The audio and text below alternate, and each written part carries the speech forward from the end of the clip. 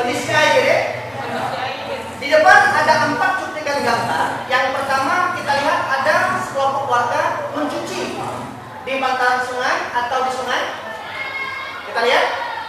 Yang kedua, seorang anak sedang meminum air kemasan.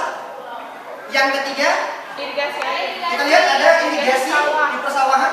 Dan yang keempat, ini yang paling sangat memprihatinkan bagi kita adalah pencemaran air. Apakah memang air ini sangat berguna bagi kehidupan? Sangat berguna. Apa bukti air itu sangat berguna bagi kehidupan? Air adalah sumber kehidupan. Kakak Kiki memberikan tanggapan dan pertanyaan atau masukan. Air Cuci tangan terlebih dahulu, baru memberikan komentar. Silakan Kak Kiki. Menurut saya, air itu ialah sumber kehidupan. Kehidupan. Di mana semua manusia memerlukan air. Bukti kita memerlukan air itu untuk apa? Untuk minum, Minum, untuk mandi, mandi,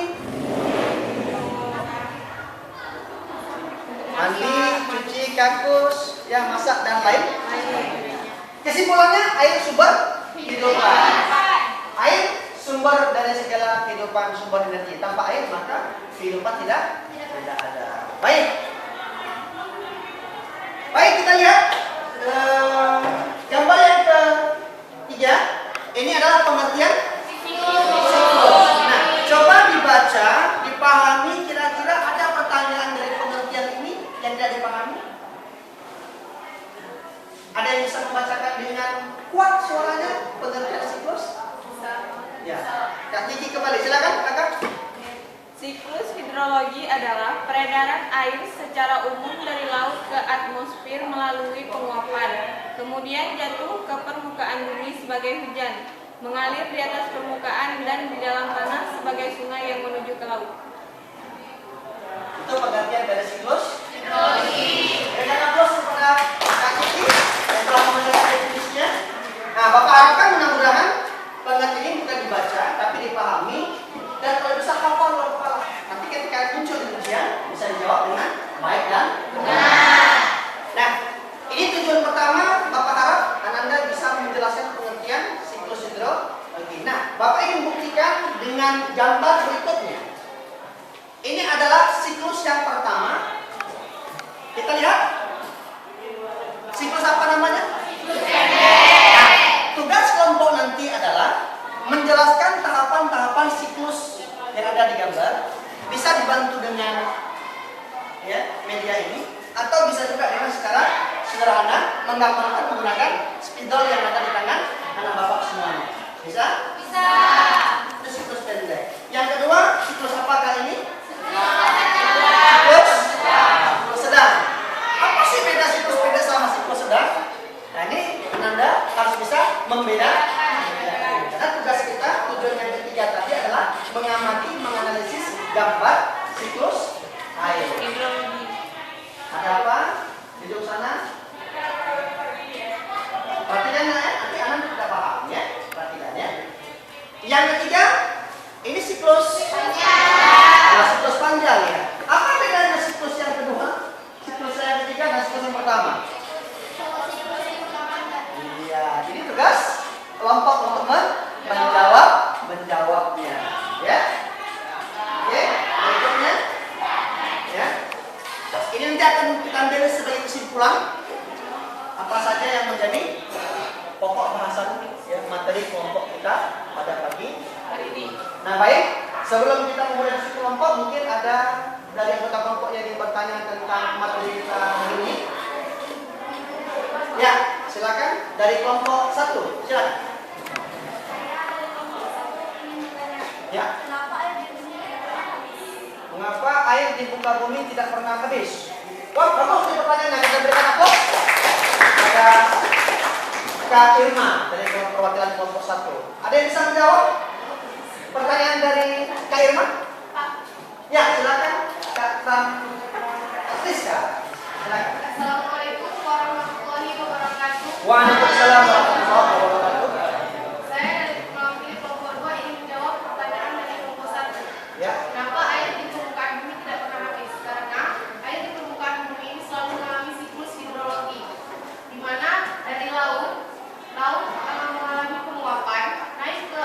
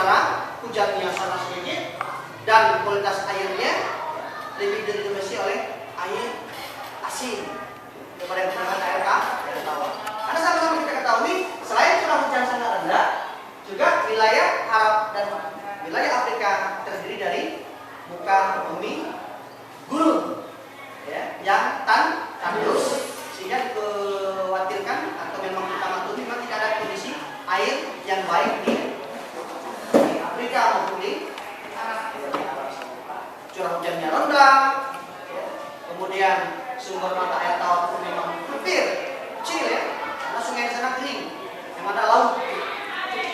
Nah juga posisi lintangnya muka bumi terhadap matahari sehingga berpengaruh terhadap curah hujan. Itu yang membuat penyebabnya tidak selain bentuk muka buminya.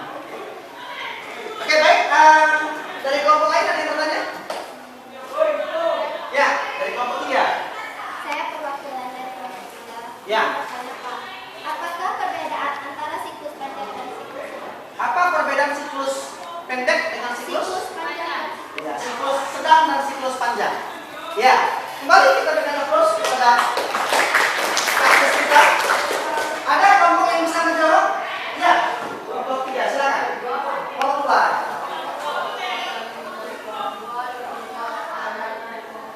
Ya. Perbedaan siklus panjang dan siklus sedang adalah pada ketinggian tertentu apabila siklus sedang awan dan permukaan tidak berupa es.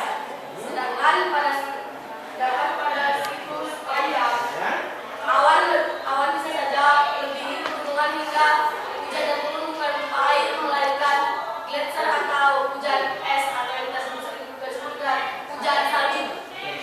Berkata close kepada kelompok 2 yang oleh Kak Desi. Ya, benar sekali bahwasanya siklus sedang dan siklus panjang itu beda adalah pada saat hujannya.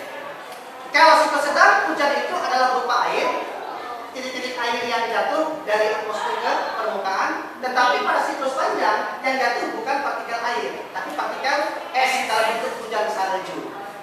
Apakah salju itu mencair? Jawabannya iya, karena salju atau es yang menempel di puncak gunung itu terpanaskan atau disikat oleh matahari. Jika dia mencair atau berbentuk gletser, maka dia itu mengalir danau, sungai, pantai, laut. Ada juga yang masuk ke dalam kan? Dan seterusnya. Ya.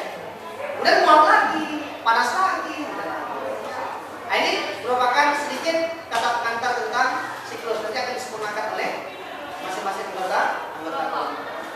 Nah, Bapak berharap anak-anak semuanya sudah memahami apa itu siklus karena tempoh hari minggu lalu Bapak sudah tugaskan kepada anggota kelompok untuk memahami apa itu siklus pendek, sedang dan panjang. Nah, kali ini Bapak ingin minta kepada seluruh kelompok nanti akan presentasi ya berdasarkan siklus yang ada. Ya, kelompok 1 minggu lalu diminta untuk mempresentasikan siklus pendek ya. Kelompok 2 siklus sedang, kelompok 3 siklus. Apakah sudah siap untuk presentasi ke depan? Insyaallah. Sudah ditentukan siapa yang mewakili? Baik. Ya. Boleh, silakan.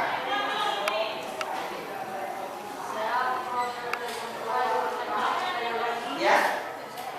Di Afrika kan matahari selalu terik dan panas. Ya.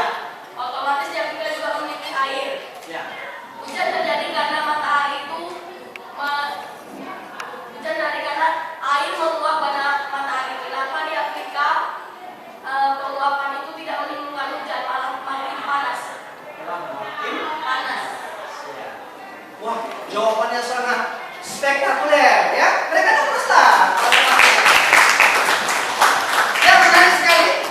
Sama-sama kita ketahui matahari adalah sumber energi yang mengeluarkan panas dan menyinari muka bumi. Nah, benda cair seperti air itu akan mengalami proses penguapan. Nah, ada kasus ditanya oleh Kak Desi, Indonesia sama-sama sinari matahari, Afrika sama-sama sinari matahari, sama-sama airnya menguap. Pertanyaannya, mengapa di Indonesia curah hujannya tinggi, mengapa di Afrika curah hujannya rendah? Ada beberapa faktor yang melatar belakanginya. Yang pertama, kita lihat kondisi ya iklim yang ada di Indonesia sama Afrika berbeda. Iklim Indonesia tropis, cirinya adalah panas tinggi, curah hujan tinggi. Yang kedua, Afrika. Afrika adalah iklimnya gurun. Artinya apa? Gurun ini cenderung tinggi pemanasan, namun rendah penguapan. Kenapa? Karena wilayah muka buminya didominasi oleh tanah yang kering, pasir, batu, kerikil, ya, dan bahkan hanya debu yang lebih dominan. Lautnya ada, tapi tidak kalah besar penguapannya dibandingkan dengan Indonesia. Bayangkan Indonesia dari Sabang sampai Merauke. Iya, dikelilingi oleh lautan dan sungai yang sangat banyak, tumbuhan yang sangat subur, sehingga memungkinkan evaporasi atau penguapan tinggi. Tinggi penguapan pasti tinggi curah. Bapak rasa itu jawaban yang bisa Bapak berikan kepada Desi untuk pertanyaan mereka. Ya? Baik. Waktu kita tidak terbanyak untuk bisa mempresentasikan agar tidak membuang waktu. Kita minta pada kelompok 1 terlebih dahulu untuk menampilkan. Ya. Siklus pendek. Untuk memberikan semangat kepada kelompok 1, berikan aplaus dulu.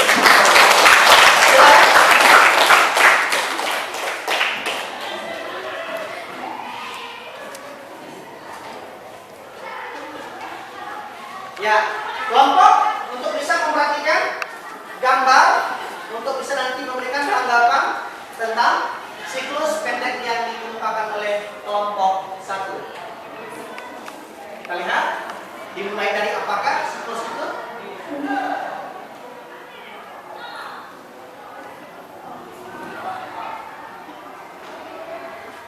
Lihat, gambar matahari. Assalamualaikum warahmatullahi wabarakatuh.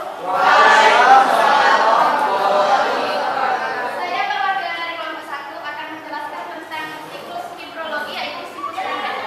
Siklus pendek ini terjadi awalnya matahari menyinari permukaan bumi. Setelah mengalami penyinaran, kemudian air laut menguap karena adanya penyinaran dari matahari, dan penguapan ini akan membentuk butiran air yang membentuk awan kondensasi. Setelah awan mengalami titik jenuh, awan akan menjatuhkan butiran-butiran air, dan air itu akan dijatuhkan kembali ke laut atau terjadinya transpirasi. Sekian dan terima kasih. Assalamualaikum warahmatullahi wabarakatuh.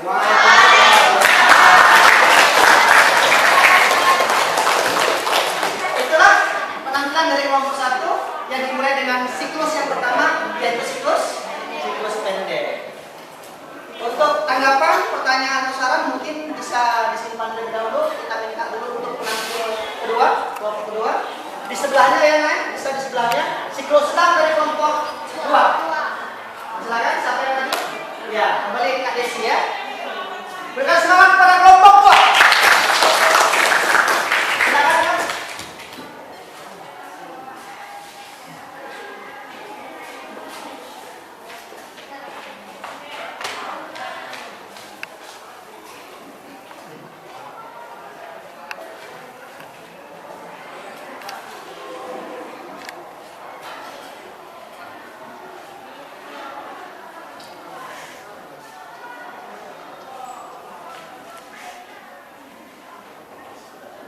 Assalamualaikum warahmatullahi wabarakatuh. Saya selaku kelompok 2 ingin menjelaskan tentang siklus sedang. Siklus sedang ialah matahari menyinari bumi yang kemudian menuju ke laut. Kemudian di sini terjadi namanya kondensasi. Kondensasi merupakan perubahan uap air menjadi air yang kemudian menjadi titik-titik awan. Setelah terjadi kondensasi, awan tersebut mengalami perpindahan hingga akhir mencapai permukaan yang tinggi. Dan setelah itu, awan tersebut menjatuhkan titik-titik hujan. Titik-titik hujan tersebut jatuh dari permukaan gunung ke danau, ke rawa, hingga ke pantai dan kembali lagi ke laut. Dan siklus sedang terjadi seperti itu selanjutnya. Mungkin hanya ini yang dapat saya sampaikan. Assalamualaikum warahmatullahi wabarakatuh. Terima kasih kepada kelompok 2 atas presentasi dan menggambar siklus sedang ya. Baik, kembali kesempatan kepada kelompok 3. Kita berikan aplaus dulu kepada kelompok 3. Bisa di sebelah.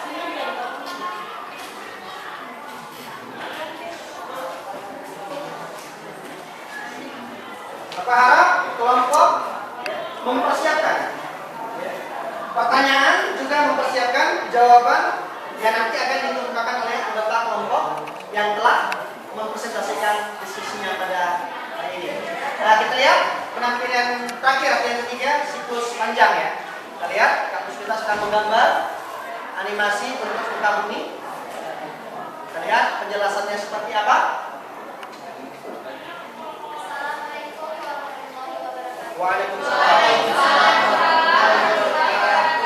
Saya perwakilan dari kelompok 3 akan menjelaskan tentang siklus hidrologi yang tepatnya tentang siklus panjang. Siklus panjang terjadi karena matahari selalu menyinari permukaan bumi setiap harinya. Penyinaran itu juga mengakibatkan air di permukaan laut akan menjadi penguapan atau yang disebut dengan evaporasi. Setelah penguapan tersebut terjadi, dia akan menjadi titik-titik awan kecil yang apabila sudah terkondensasi maka dia akan dibawa oleh angin ke atas permukaan gunung, sehingga awan yang sudah dibawa oleh angin ke atas permukaan gunung ini dia sudah terdapat, dia sudah tidak akan lagi mengeluarkan partikel-partikel air, melainkan mengeluarkan partikel-partikel es atau yang sering disebut dengan hujan salju. Dan salju ini akan mencair karena adanya penyinaran matahari sehingga terjadi geyser atau cairnya salju dari permukaan gunungan, sehingga dia akan mengalir ke sungai, lalu mengalir lagi ke laut. Dan tidak hanya ia mengalir ke sungai, ke laut, tetapi juga ia akan mengalir ke dalam tanah atau yang disebut dengan infiltrasi. Mungkin sekian saja dari saya. Mungkin ini yang dapat saya sampaikan. Assalamualaikum warahmatullahi wabarakatuh. Nah, alhamdulillah sudah 3 kelompok ya mencoba menggambarkan, menganalisis 3 buah siklus air atau siklus hidrologi. Ya. Bagaimana? Sudah lega tampilannya? Sudah ya. Baik. Untuk kelompok 1 yang membahas siklus pendek, apa ada pertanyaan atau memberikan saran tertentu sebelum Bapak simpulkan? Kelompok 2, kelompok 3 ada yang bertanya kepada kelompok 1? Sudah jelas? Sudah jelas ya? Kenapa? Dia begitu yang menjelaskan begitu singkat dan padat sehingga jadinya dalam penyampaian umum Pas ya? Baik, untuk siklus sedang ada pertanyaan yang telah dikemukakan oleh kelompok 2? Sudah mengerti? Pak, saya mau tanya Ya. sedangkan siklus panjang. Boleh. Ini pertanyaan dari kelompok 1 ya. Silakan kakak berdiri. Assalamualaikum warahmatullahi wabarakatuh. Waalaikumsalam warahmatullahi wabarakatuh.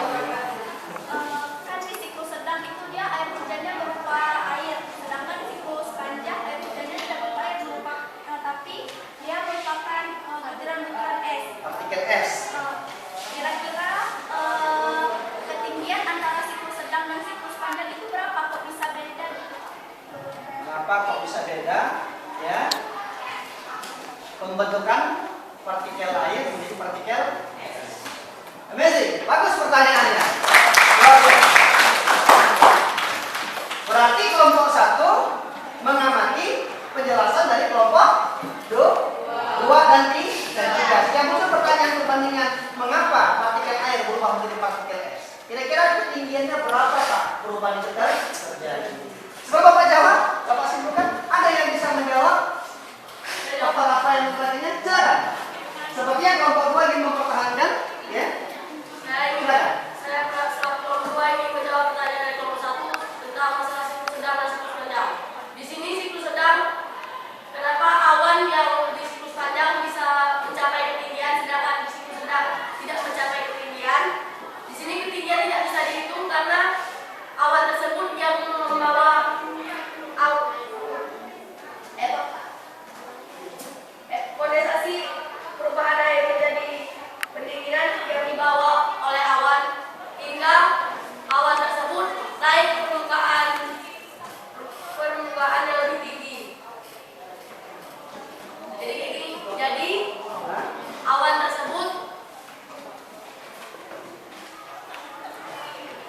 Nah, rekan semangat dulu pada bapak dua. Ya, bisa duduk kembali. Mungkin ya anak bapak lupa ya, grogi atau mungkin bagaimana? Tidak ya, tidak. Kita berikan kesempatan untuk nanti memperbaiki jawabannya. Baca kembali. Berikan semangat lah pada bapak. Baik. Bapak akan coba simpulkan, Bapak akan coba berikan jawaban dari kakak Nurman tadi.